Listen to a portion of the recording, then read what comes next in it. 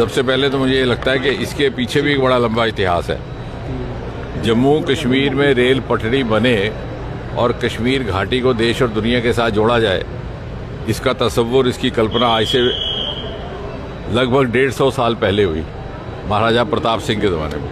अंग्रेज़ इंजीनियर लाए गए, आर्किटेक्ट लगाए गए। उस ज़माने में छोटी ट्रैक हुआ करती थी, जैसे आप दार्जिलिंग में और शिमला में देखा करते हैं। तो उस तरह की ट्रैक बनाने का भी एक मंसूबा बना, लेकिन वो बात आगे नहीं बढ़ी। फिर वो आज़ादी आ गई। आज़ादी के बाद 1972 तक इंतज़ार करना पड़ा, पहली रेलगाड़ी जम्मू में पहुंची।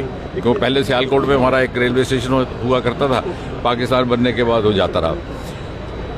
और 72 से लेकर के अब तक 50 साल के बाद यहाँ, और ये भी सोचने वाली बात है कि सन 2014 में जब मोदी जी प्रधानमंत्री बने हैं तो इसका काम लगभग थम गया था।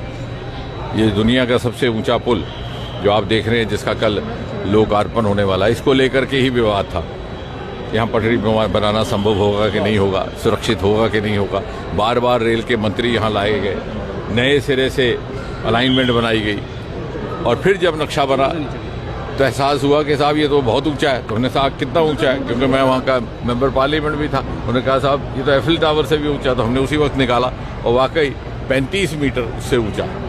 और इस तरह से एक इतिहास रचने का क्रम वहाँ से शुरू हुआ। अब यहाँ से जब ये ईज ऑफ ट्रैवल भी रहेगा, ईज ऑफ बिजनेस भी रहेगा, ईज ऑफ कॉमर्स भी रहेगा।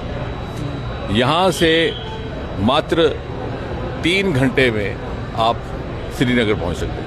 मैं तो ये कह सकता हूँ कि आने वाले समय में अगर हमारे यहाँ के सरकार और पॉलिसी मेकर्स थोड़ा सा इमेजिनेटिव ढंग से देखें तो बहुत बढ़िया टूरिस्ट सर्किट भी बनता है। वैष्णो देवी के जो यात्री आए, और मैं चाहूँगा कि हम कुछ ट्रैवल एजेंसीज को भी इसके लिए तैयार करें। एक वैष्णो देवी से होकर के वापस आने के बाद पत्नीटॉप से घूम करके यहाँ पर वो ट्रेन ले और 3 घंटे में वो घाटी पहुँच जाता है। सफ़र भी आसान है, रास्ते में उसका दृश्य भी बहुत अच्छा है देखने को। और बच्चे और नौजवान और कपल्स फोटो शूट्स भी कर सकते हैं, और साथ ही साथ एक ऑल्टरनेट रूट भी बनेगा। आपके हाईवे के ऊपर रश कम हो जाएगा। अभी इसी ट्रैक में से अभी हमने एक्सपेरिमेंटल तौर पर एक चेरी की ट्रेन यहाँ से रवाना की है, उसकी बोगी, और दूसरी एक फौज के ट्रुप्स को लेकर के। तो यहाँ फौज की जो इतनी बड़ी कॉन्वॉय नेशनल हाईवे पे चला करती थी, उसके लिए सुरक्षा बंदोबस्त भी करने पड़ते थे, उसके लिए ट्रैफिक पर भी लोड पड़ता था, उससे भी राहत मिलेगी। तो मुझे लगता है एक नया अध्याय शुरू होने वाला है।